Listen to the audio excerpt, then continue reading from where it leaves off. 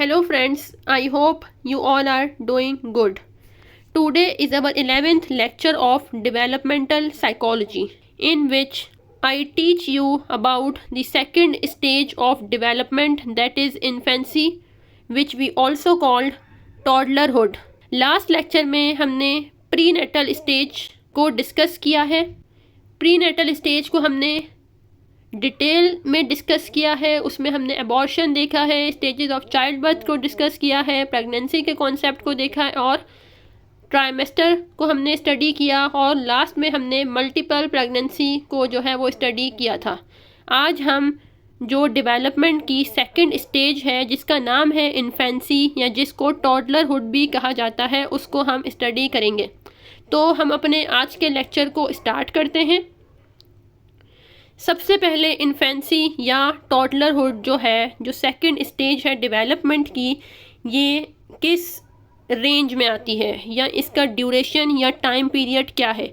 जैसे हमने पढ़ा था कि जो प्रीनेटल स्टेज है वो कॉन्सेप्शन से लेके 9 मंथ तक, यानी कि टिल द बर्थ जो एक ड्यूरेशन होता है, जो डेवलपमेंट हो रही होती है एक बेबी में, वो कहलाता है प्रीनेटल स्टेज, जो कि कॉन्सेप्शन से लेके बर्थ तक होता है. ठीक है. अब बर्थ के बाद यानी कि बेबी जो है वो अब अराइव हो चुका है इन द वर्ल्ड, उसकी बर्थ हो गई है. अब बर्थ से लेके जो 2 years ऑफ एज जो है, यानी कि 2 साल तक जो पूरा एक एज होती है या जो पूरा टाइम पीरियड है या ये जो ड्यूरेशन होता है, इस ड्यूरेशन को या इस पीरियड को हम कहते हैं, इस स्टेज को हम कहते हैं इन्फेंसी और टॉडलरहुड, जिसकी रेंज होती है बर्थ से लेके 2 years तक.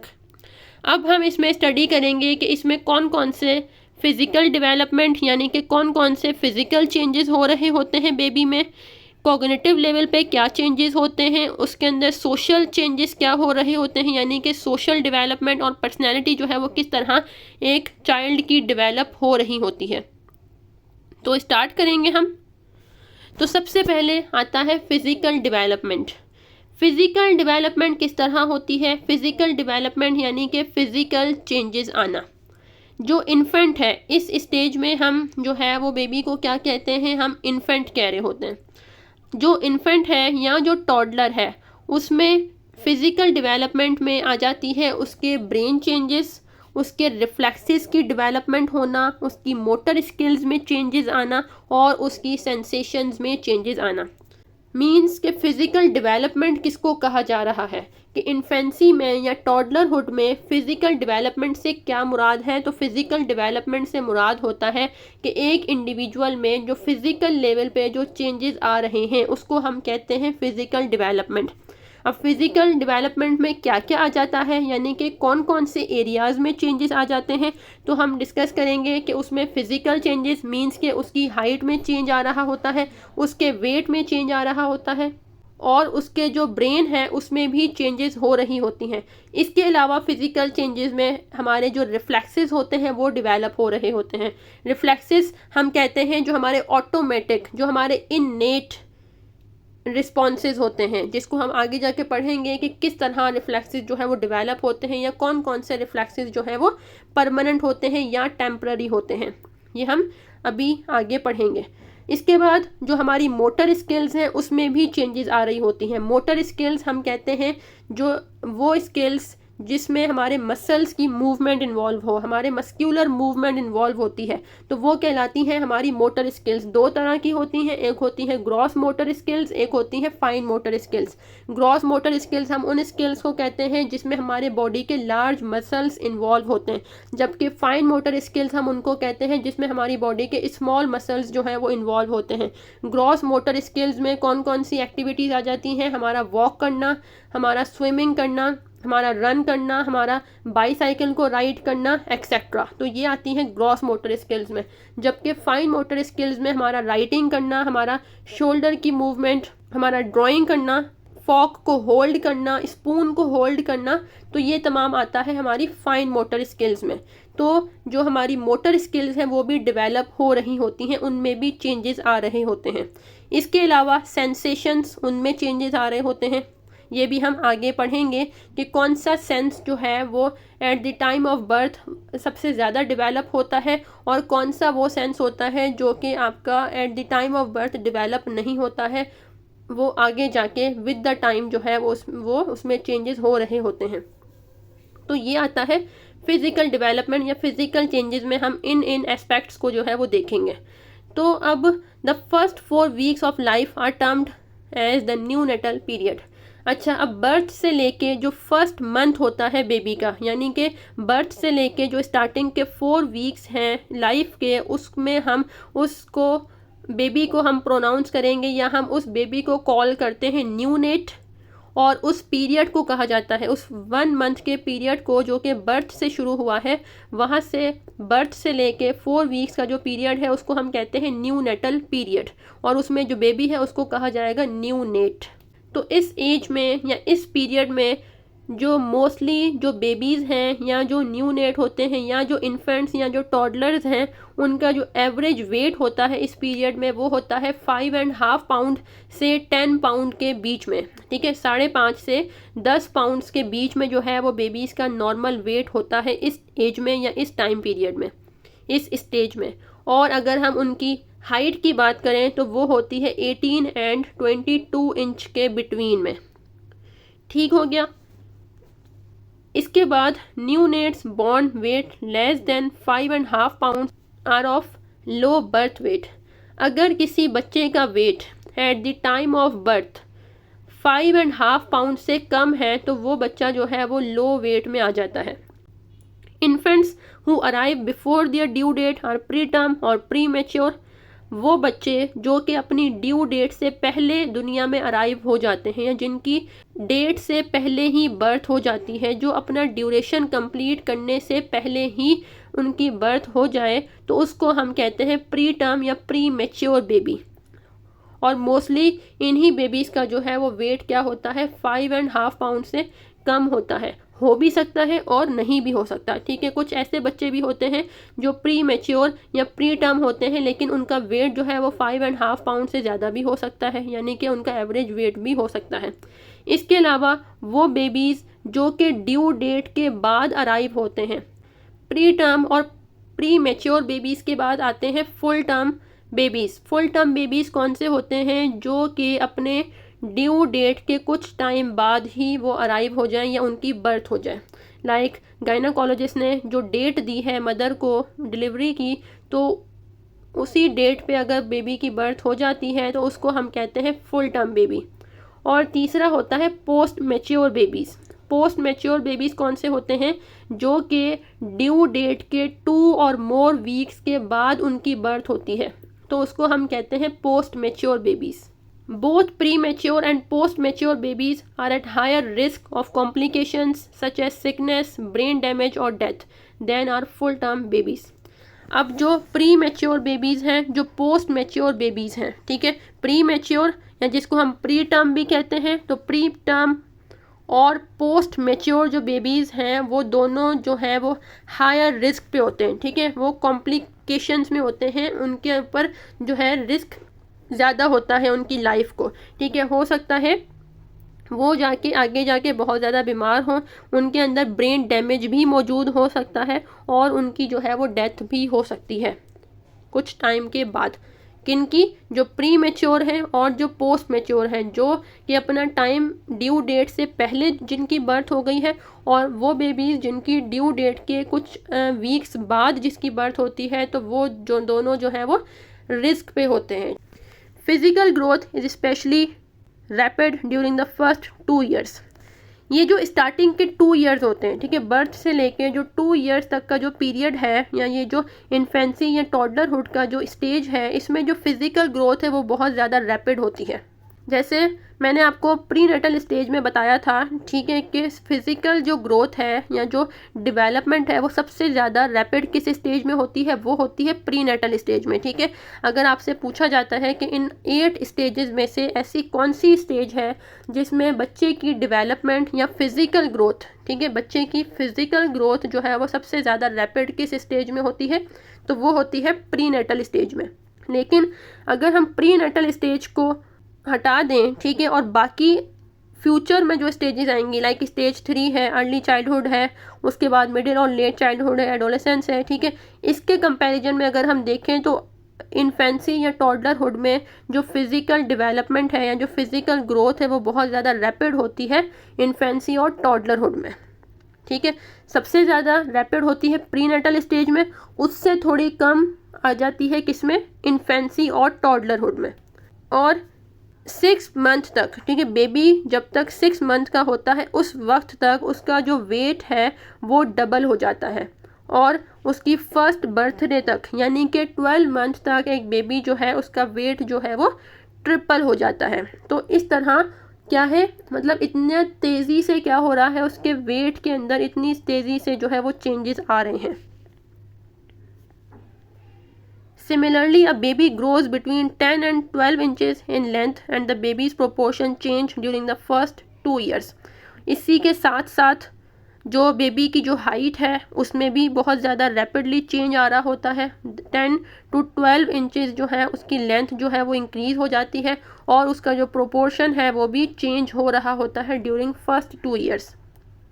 प्रोपोर्शन हम कहते हैं, जैसे अगर हम नॉन लिविंग मैटर को जब डिस्कस कर रहे होते हैं तो उसमें जैसे वॉल्यूम की टर्म यूज़ की जाती है ना, वैसे ही बिल्कुल यहाँ पे हम प्रोपोर्शन यूज़ कर रहे हैं, यानी कि उसका एक जो स्पेस है उसकी बॉडी का जो ब्रेथ है या उसकी विड्थ जो है वो क्या हो रही है, उसमें चेंज आ रहा है, वो भी इंक्रीज़ हो रही होती है।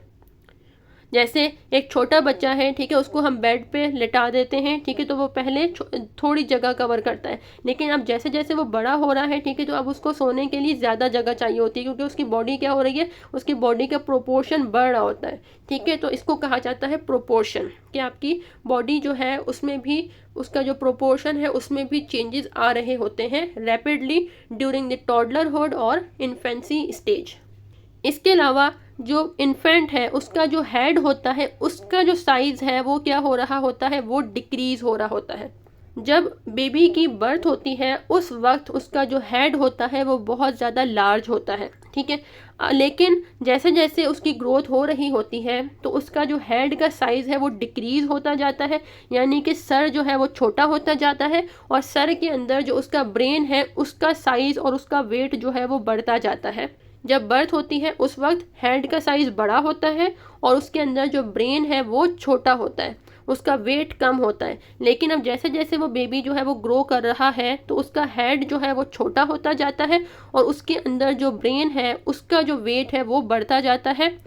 एक अगर हम एवरेज बात करें, एक एडल्ट जो ह्यूमन होता है उसके अगर हम एवरेज ब्रेन की वेट की बात करें तो वो होता है 1400 ग्राम्स। 1400 ग्राम का जो है हमारा ब्रेन का वेट होता है। तो क्या होता है कि उसके हेड में जो है वो चेंजेस आ रहे होते हैं उसके हेड के साइज़ में। At birth the neonate's brain weighs only 25% of that of an adult brain. जैसे यहाँ बताया गया है कि एक अगर हम एडल्ट के ब्रेन को एक न्यूनेट के ब्रेन के साथ कंपेयर करें तो एडल्ट का ब्रेन अगर हम कह रहे हैं कि वो 1400 ग्राम का होता है, ठीक है, तो न्यूनेट का ब्रेन कितना होगा, उसका 25% होगा सिर्फ और सिर्फ, ठीक है। वो 100% है 1400 ग्राम, अगर हम इसका 25 पार्ट कर दें तो कितना हो जाएगा, 350 ग्राम समथिंग, ठीक है। राउंड अबाउट 350 ग्राम जो है वो उस न्यू नेट के ब्रेन का वेट होता है। अब जैसे जैसे वो न्यू नेट जो है वो ग्रो करता जाता है उसका जो ब्रेन का वेट है वो इंक्रीज होता जाता है। तो ये भी क्या है, ये भी उसके अंदर फिजिकल चेंजेस आ रहे हैं, ये उसके अंदर फिजिकल डेवलपमेंट हो रही है। जहाँ पे भी टर्म आएगी डेवलपमेंट, डेवलपमेंट का मतलब होता है चेंज आना, ठीक है। क्योंकि हम फिजिकल डेवलपमेंट को डिस्कस कर रहे हैं तो फिजिकल लेवल पे जो भी उसके अंदर चेंजेस आ रहे हैं तो वो हम कंसीडर करते हैं फिजिकल डेवलपमेंट में। इसके बाद by the end of the second year the brain weighs about 80%, by puberty it weighs nearly 100% of that of an adult brain। Second year यानी कि इन्फेंसी का जो बिल्कुल एंड होता है उस वक्त उस ब्रेन का वेट जो है वो 80% हो जाता है, मीन्स 1000 ग्राम हो जाएगा। और जब वो एडल्ट यानी कि जब वो प्यूबर्टी में जाता है, मीन्स जब वो एडोलेसेंट में जाता है, एडोलेसेंट बन जाता है वो बेबी, उस वक्त उसका जो ब्रेन है वो 1400 ग्राम का हो जाता है, मीन्स जो एडल्ट ब्रेन का वेट होता है वो उसको अप्रोच कर जाता है। तो ये थी फिजिकल डेवलपमेंट। अब इसमें हम आगे देखेंगे कि रिफ्लेक्सेस और मोटर स्किल्स जो हैं वो किस तरह चेंज हो रही होती हैं या उसमें किस तरह चेंजेस आ रहे होते हैं। तो अब reflexes and motor skills. Reflexes सबसे पहले कहा किसको जाता है, रिफ्लेक्सेस होता क्या है? रिफ्लेक्सेस हम कहते हैं हमारे ऑटोमेटिक, हमारे अनलर्न और हमारे innate responses to the stimuli that enable infant to respond to the environment. Reflex क्या है?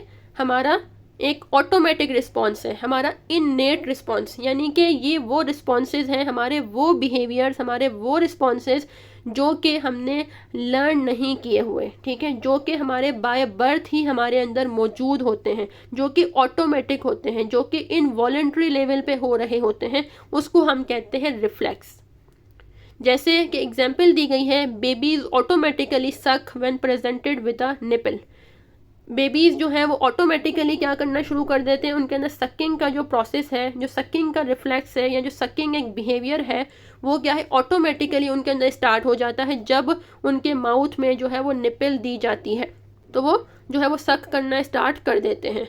Turn their head when a parent speaks, ठीक है, बच्चे का जो है वो अपने सर को मोड़ना, मतलब जहाँ से भी उसको आवाज़ आती है वो क्या है, उस तरफ मुड़ के देखता है। तो ये भी क्या है, ये भी एक ऑटोमेटिक रिफ्लेक्स है, हमने उसको बताया नहीं है, हमने उसको ट्रेनिंग नहीं दी इस चीज़ की कि बेटा जब आपको कहीं से आवाज़ आएगी तो आपने जो है वो अपने सर को जो है वो टर्न कर लेना है, या जब आपके सामने निपल आएगी, मुंह में आएगी, तो आपने जो है वो उसको सक करना है, ठीक है। ये तमाम इननेट बिहेवियर्स हैं, ये तमाम उसके रिफ्लेक्सेस हैं, ऑटोमेटिक रिस्पॉन्सेज हैं टू द स्टिमुलस।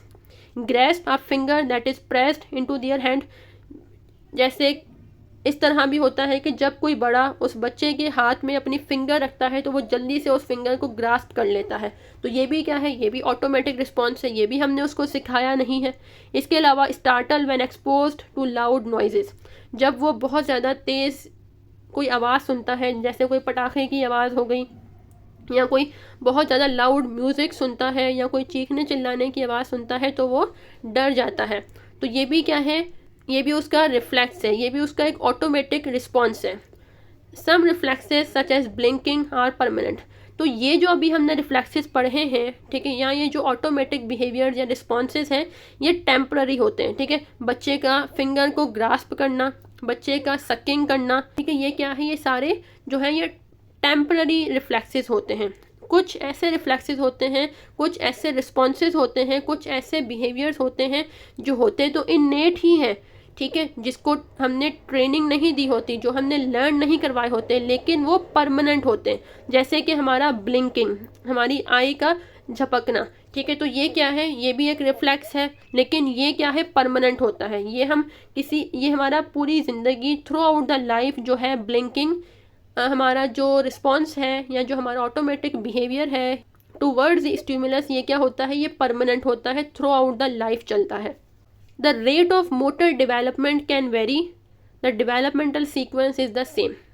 अब हम आ गए हैं मोटर स्किल्स के ऊपर, ठीक है। मोटर डेवलपमेंट की बात करेंगे हम कि हमारी जो मोटर स्किल्स हैं, यानी कि हमारे जो मसल्स हैं या जो हमारी मोटर डेवलपमेंट है, मसल्स की जो कोऑर्डिनेशन है या मस्क्यूलर मूवमेंट जो है, वो उसमें किस तरह चेंजेस आ रहे होते हैं।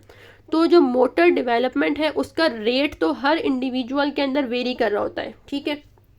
मोटर डेवलपमेंट का जो रेट है, रेट हम कहते हैं कि एक बच्चा जो है वो क्रॉल करना जल्दी सीख जाता है, एक बच्चा जो है वो क्रॉल करना देर से सीखता है। लेकिन हम ये नहीं कहेंगे कि एक बच्चा जो है वो क्रॉल किए बगैर ही बैठना सीख जाए या क्रॉल किए बगैर ही खड़े होना सीख जाए, ठीक है। यानी कि यहाँ पे ये है कि जो डेवलपमेंट का जो सीक्वेंस है वो सेम होगा, ठीक है। सबसे पहले बच्चा क्या करता है, पहले बैठेगा, पहले बैठना सीखता है, फिर खड़े होना सीखेगा, फिर चलना सीखेगा, ठीक है। तो ये क्या है, ये एक सीक्वेंस में जो है वो चेंजेस हो रहे होते हैं। यानी कि एक बच्चा जो है वो देर से बैठना सीखता है, उसको खड़े होने में जो है वो बहुत ज़्यादा टाइम लगता है, फिर वो चलना भी जो है वो बहुत टाइम बाद सीखता है, ठीक है। तो ये क्या है, रेट ऑफ डेवलपमेंट है। तो रेट ऑफ डेवलपमेंट जो है, जो रेट है वो वेरी कर सकता है फ्रॉम इंडिविजुअल टू इंडिविजुअल, लेकिन जो सीक्वेंस है वो सिमिलर होता है तमाम बच्चों के लिए, ठीक है।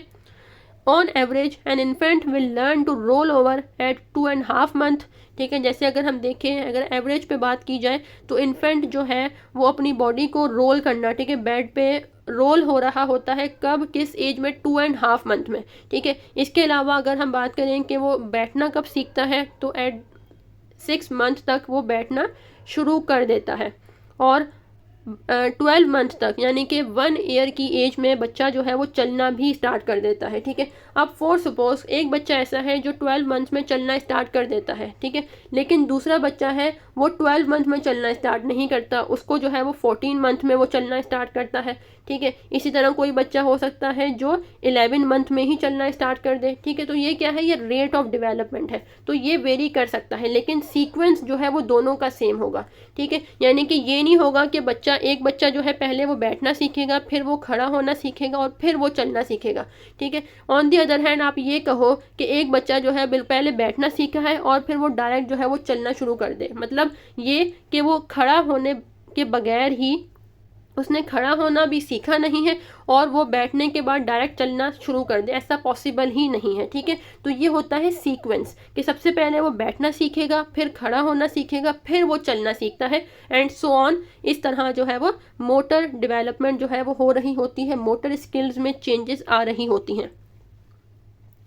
अब जो मोटर डेवलपमेंट है, ठीक है, इन्फेंसी या ये जो टॉडलरहुड का जो एज है या पीरियड है, इसमें जो मोटर डेवलपमेंट है वो सेफेलोकाउडल या प्रोक्सिमो डिस्टल प्रिंसिपल को फॉलो करती है। हमने प्रिंसिपल्स ऑफ डेवलपमेंट डिस्कस किए थे। ठीक है, इसी कोर्स की सीरीज़ में मैंने आपको स्टार्टिंग के लेक्चर्स में प्रिंसिपल्स ऑफ डेवलपमेंट बताए थे। उसमें एक प्रिंसिपल था कि हमारी जो फिज़िकल डेवलपमेंट है, ठीक है, उसके 2 प्रिंसिपल्स हैं। ठीक है, यानी कि फ़िज़िकल डेवलपमेंट जो है वो 2 तरह से होती है। ठीक है, एक सेफेलोकाउडल प्रिंसिपल को फॉलो करते हुए हो रही होती है और दूसरी हो रही होती है प्रोक्सिमो डिस्टल प्रिंसिपल को फॉलो करते हुए। सेफेलोकाउडल प्रिंसिपल मैंने आपको बताया था जिसमें हमारी जो फिज़िकल डेवलपमेंट है, यानी कि हमारी जो बॉडी में चेंजेस आ रहे हैं वो हेड टू टेल आ रहे होते हैं, फ्रॉम टॉप टू बॉटम आ रहे होते हैं। और प्रोक्सिमो डिस्टल प्रिंसिपल में क्या होता है, जो चेंजेस आ रहे होते हैं हमारी फिजिकल स्ट्रक्चर में, वो सेंट्रल एक्सिस से टुवर्ड्स दी एक्सट्रीमिटीज़ आ रहे होते हैं। ठीक है, जैसे यहाँ एग्जांपल दी गई है कि सबसे पहले arm movement are refined before hand movement. ठीक है, सबसे पहले हमारी या बच्चे की जो आर्म मूवमेंट है वो रिफाइन होगी बिफोर हैंड मूवमेंट। ठीक है, बच्चा पहले अपनी आर्म्स को जो है वो प्रॉपरली मूव करना सीखता है, उसके बाद वो अपनी हैंड्स की मूवमेंट को रिफाइन करेगा, उसके बाद वो अपनी फिंगर्स के ऊपर उसका कंट्रोल आना शुरू होता है। ठीक है, तो ये क्या है, ये प्रोक्सिमो डिस्टल प्रिंसिपल है। बिल्कुल इसी तरह क्या होता है, सेफेलोकाउडल प्रिंसिपल जो है वो भी इस एज में फॉलो हो रहा होता है। तो जो डेवलपमेंट है वो प्रोक्सिमो डिस्टल प्रिंसिपल और सेफेलोकाउडल प्रिंसिपल दोनों को फॉलो कर रही होती है टॉडलरहुड या इन्फेंसी में। इसके बाद आ जाता है सेंसेशन। सबसे पहले सेंसेशन को जानने से पहले मैं आपको बताऊं कि सेंस क्या होता है। ठीक है, सेंस हम किसे कहते हैं, कोई भी ऐसा मीडियम, ठीक है, हमारी बॉडी का कोई भी ऐसा मीडियम जिससे हम इन्वायरमेंटल इंफॉर्मेशन को गैदर कर रहे होते हैं। ठीक है, जिससे इन्वायरमेंटल इंफॉर्मेशन जो है हमारी बॉडी गैदर कर रही होती है, उसको, उस मीडियम को हम कहते हैं सेंस। तो हमें पता है कि एक ह्यूमन जो है उसमें 5 सेंसेस होते हैं, sight, taste, touch, hearing, smell. तो ये वो 5 मीडियम्स हैं या ये वो 5 सेंसेस होते हैं जिससे हम अपने इन्वायरमेंट की जो इन्फॉर्मेशन है उसको गैदर कर रहे होते हैं, उसको एक्सपीरियंस कर रहे होते हैं या उसको फील कर रहे होते हैं। तो अब ये सेंसेशंस में किस तरह चेंजेस आ रहे होते हैं। अब जो इन्फेंट होता है या जो टॉडलर होता है, वो जब हम पियाजे की थ्योरी पढ़ेंगे तो उसमें आपको पता चलेगा कि बच्चा जो है इस एज में अपने सेंसेस को यूज़ करके ही चीज़ों को लर्न कर रहा होता है। ठीक है, तो यहाँ पे सेंसेस जो है वो उसमें सेंसेस जो है उसमें डेवलपमेंट हो रही होती है। अब क्या होता है कि eight the time of birth बच्चे में जो सबसे ज़्यादा डेवलप सेंस होता है वो होता है टच का। ठीक है, यानी कि eight the time of birth, जब बच्चे की बर्थ होती है उस वक्त उसके अंदर अगर हम कहें कि इन 5 सेंसेस में से वो कौन सा सेंस है जो कि सबसे ज़्यादा डेवलप हुआ होता है, तो वो होता है द सेंस ऑफ टच। ये उस टाइम पे सबसे ज़्यादा डेवलप होता है। और अगर आपसे पूछा जाए कि वो कौन सा सेंस है जो कि लीस्ट डेवलप सेंस होता है, यानी कि जो कि अभी डेवलप इतना ज़्यादा नहीं होता, तो वो होता है हमारा विजन। Sense of site. इस एज में क्या होता है, बच्चा जो है वो सिर्फ और सिर्फ उन चीज़ों को फोकस कर पाता है या सिर्फ उन चीज़ों को देख पाता है जो चीज़ें उसके क्लोज हैं, जो चीज़ें उसके सामने हैं। अगर बच्चा इस एज में यानी कि बर्थ के टाइम पर या इन्फेंसी या टॉडलरहुड की जो स्टेज है, इस टाइम पे बच्चा जो है जो चीज़ें, जो ऑब्जेक्ट्स उससे बहुत ज़्यादा दूर है वो उनको नहीं देख पाता क्लियरली। क्यों? क्योंकि इस वक्त उसका जो सेंस ऑफ विजन है या सेंस ऑफ साइट जो है वो कम्प्लीटली डेवलप नहीं होता है, जिसकी वजह से उसको सिर्फ वही चीज़ कॉन्सेंट्रेट कर पाता है या सिर्फ उसी चीज़ पे वो फोकस कर पाता है जो कि उसके करीब होती हैं। तो फिर विद द टाइम क्या होता है कि इसका ये जो आई सेंस है ये कम्प्लीटली डेवलप होता है। तो हम कहते हैं कि जो ये सेंसेस हैं इसमें भी क्या हो रहा होता है, इसमें भी चेंजेस आ रहे होते हैं with the time. Completely develop नहीं होते आपके senses eight the time of birth. With the time आपके सेंसेस जो है वो उसमें चेंजेस आ रहे होते हैं। तो यहाँ तक हमारे जो फिज़िकल डेवलपमेंट है वो कंप्लीट होती है। अब हम इन्फेंसी या टॉडलरहुड में किस तरह कॉग्निशन किस तरह डेवलप होती है बच्चे की, उसको हम डिस्कस करेंगे। कॉग्निटिव डेवलपमेंट किसको कहा जाता है? The development of the ability to think and to mentally represent events. आपकी जो थिंकिंग एबिलिटी है या इवेंट्स को रिप्रेजेंट करने की जो एबिलिटी है, यानी कि जो इवेंट्स आपके माइंड में जो एक उसका स्कीमा बन जाता है या उसका एक स्ट्रक्चर बन जाता है, या कॉग्निशन से रिलेटेड जितने भी बिहेवियर्स हैं, कॉग्निशन में आपके पास जो जो एस्पेक्ट्स आ जाते हैं उन तमाम के अंदर चेंजेस आना, इसको हम कहते हैं कॉग्निटिव डेवलपमेंट। तो विद द टाइम हमारी जो कॉग्निशन है उसमें चेंजेस आ रहे होते हैं, हमारी परसेप्शन में, हमारी मेमोरी में, हमारी रिमेंबरिंग में, हमारी थिंकिंग में, हमारे एक्सपीरियंसेस में। तो ये सारी क्या है, ये है कॉग्निशन। अब इसमें हम लैंग्वेज डेवलपमेंट की अगर बात करें कि एक बच्चे में जो है वो लैंग्वेज किस तरह डेवलप हो रही होती है, तो जो एक बेबी है या जो इन्फेंट है वो बिल्कुल स्टार्टिंग में, ठीक है, eight the time of birth से लेके 2 ईयर्स तक वो मीनिंगलेस साउंड जो है वो प्रोनाउंस कर रहा होता है। यानी कि वो बात तो कर रहा होता है, ठीक है, वो आवाज़ें तो निकालता है लेकिन वो मीनिंगलेस होती हैं, वो हमें बिल्कुल समझ नहीं आ रही होती हैं, उसका कोई मीनिंग नहीं होता है। By the end of the first year, ठीक है, अब क्या होता है कि जब बच्चा फर्स्ट ईयर यानी कि 11th या 12 मंथ में पहुंचता है, उस वक्त बेबीज़ जो हैं या बच्चे जो हैं वो सिंगल वर्ड प्रोनाउंस करना स्टार्ट करते हैं, ठीक है। तो इन सिंगल वर्ड स्पीच को हम कहते हैं होलोफ्रेस्टिक स्पीच। होलोफ्रेस्टिक स्पीच या सिंगल वर्ड स्पीच बच्चे जो हैं at the end of first year बच्चे जो हैं वो होलोफ्रेस्टिक स्पीच का यूज़ कर रहे होते हैं, जो कि एक कंप्लीट आइडिया जो है वो कन्वे कर रहा होता है। जैसे बिल्कुल छोटा बच्चा है, 1 साल का, 1.5 साल का बच्चा है, वो आपको वर्ड कहता है मम्मा, ठीक है, वो सिर्फ मम्मा कहता है, लेकिन मम्मा जो है उस वक्त ये सारी बात समझ जाती है कि बच्चा मुझे क्या कहना चाह रहा है। बच्चा कह रहा है कि मुझे दूध चाहिए, मुझे भूख लगी है, मुझे फीडर चाहिए। तो ये उस बच्चे ने नहीं कहा कि मम्मा मुझे फीडर चाहिए या मम्मा मुझे भूख लगी है, ठीक है, ये आप खुद ही समझते हो, ठीक है। तो यहाँ पे उस बच्चे ने सिर्फ मम्मा कहा है, लेकिन उसका वो जो मम्मा का वर्ड है, वो जो उसकी होलोफ्रेस्टिक स्पीच है, जो उसकी सिंगल वर्ड स्पीच है, ये हमें एक कंप्लीट मीनिंग कन्वे कर रही होती है। तो ये कहलाती है होलोफ्रेस्टिक स्पीच, और उस वक्त बच्चा जो है वो होलोफ्रेस्टिक स्पीच को यूज़ कर रहा होता है। और फिर विद द टाइम क्या होता है, बच्चा जो है वो टेलीग्राफिक स्पीच को यूज़ करना शुरू करता है। टेलीग्राफिक स्पीच हम कहते हैं 2 वर्ड्स स्पीच, जिसमें बच्चा जो है अब 1 वर्ड नहीं बल्कि 2 वर्ड्स का यूज़ करता है, यानी कि अब वो सेंटेंसेस बनाने की तरफ जा रहा है। यहाँ पे वो 2 वर्ड्स का यूज़ करता है, जैसे कि वांट मिल्क, दूध चाहिए, पापा पार्क, ठीक है, पापा गाड़ी। तो ये क्या है, अब पापा गाड़ी, जब फादर घर में आते हैं तो बहुत सारे बच्चे होते हैं जो उनको देखते ही कहना शुरू कर देते हैं पापा गाड़ी, पापा गाड़ी। तो इस पापा गाड़ी का एक पूरा एक मीनिंग होता है, वो एक पूरा मीनिंग एक कन्वे कर रहा होता है। इसका मतलब क्या है कि मुझे गाड़ी में लेके चलें बाहर, ठीक है, तो इसका ये मीनिंग है। तो इस तरह ये क्या है, ये टेलीग्राफिक स्पीच है, और बच्चा जो है वो टेलीग्राफिक स्पीच को यूज़ करते हुए अपनी बात जो है वो कर रहा होता है।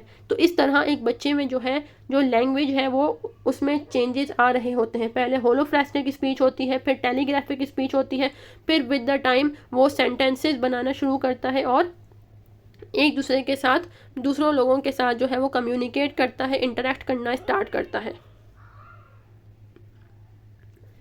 इसके बाद लास्ट आती है सोशल डेवलपमेंट। बच्चे की सोशल डेवलपमेंट क्या होती है in the stage of infancy और टॉडलरहुड।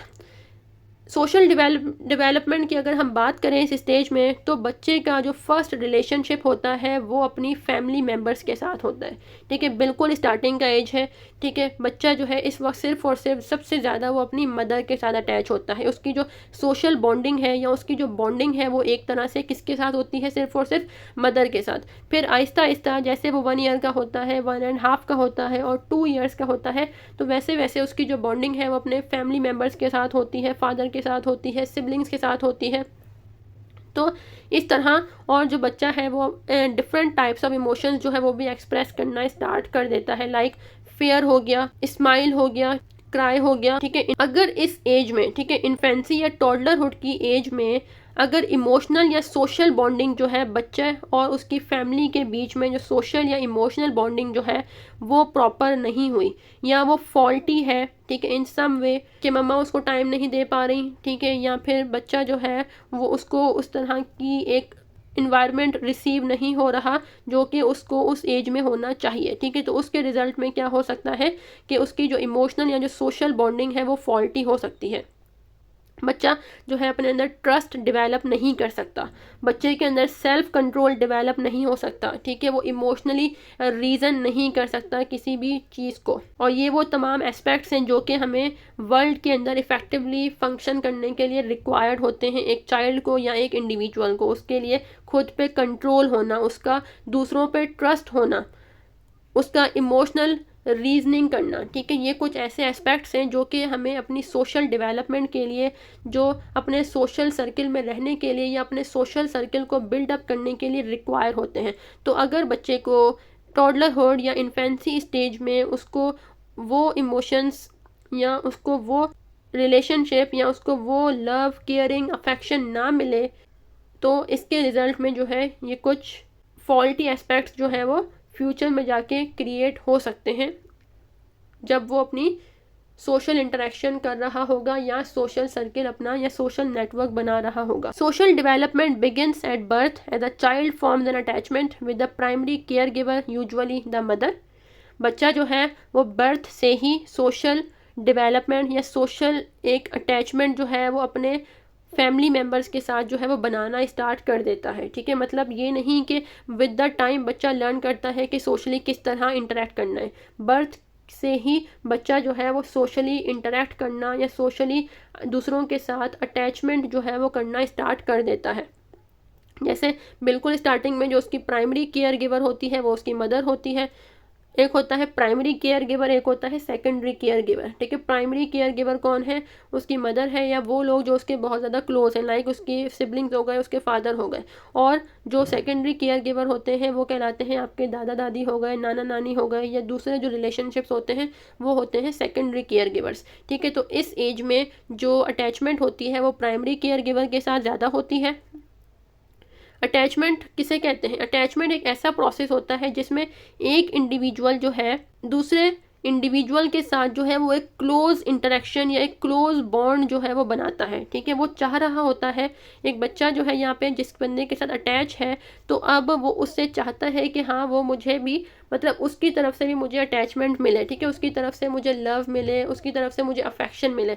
तो जिस बंदे के साथ यहाँ पे अटैचमेंट बन रही है या डेवलप हो रही है, लाइक अगर हम पेरेंट चाइल्ड के इंटरेक्शन देख रहे हैं या पेरेंट चाइल्ड के बीच में अटैचमेंट देख रहे हैं, तो यहाँ पे जो अटैचमेंट होती है वो म्यूचुअल और रेसिप्रोकल होगी। ठीक है, मींस बच्चा भी यहाँ पे चाह रहा होता है कि मुझे पेरेंट की तरफ से स्माइल मिले, लव मिले, अफेक्शन मिले, और पेरेंट भी जो है यहाँ पे चाह रहा होता है कि मुझे बच्चे की तरफ से अफेक्शन, लव, केयर जो है वो रिसीव हो। लाइक पेरेंट को ये फील होगा कि बच्चा जो है वो उनके पास आना चाहता है या उनसे जो है वो प्यार करना चाहता है, तो ये कहलाती है अटैचमेंट। तो बच्चे क्या करते हैं, अपने पेरेंट्स को देखते हुए जो है उनको स्माइल पास करते हैं, और इसके रिजल्ट में जो पेरेंट्स हैं वो भी बच्चे को स्माइल पास करते हैं, जिससे क्या होता है एक सोशल जो रिलेशन है उनके बीच में फॉर्म्ड होता है विद द टाइम। तो यहाँ पे जो है वो सोशल डेवलपमेंट ख़त्म होती है। तो इस तरह जो है वो एक इंडिविजुअल या एक चाइल्ड की जो है वो सोशल डेवलपमेंट हो रही होती है in the stage of infancy और टॉडलरहुड। तो यहाँ पे हमारा आज का लेक्चर जो है वो ख़त्म होता है। अगर आपका आज के लेक्चर से रिलेटेड कोई क्वेश्चन है तो आप मुझसे कमेंट सेक्शन में पूछ सकते हैं। अपना बहुत सारा ख्याल रखिएगा। अल्लाह हाफ़िज़।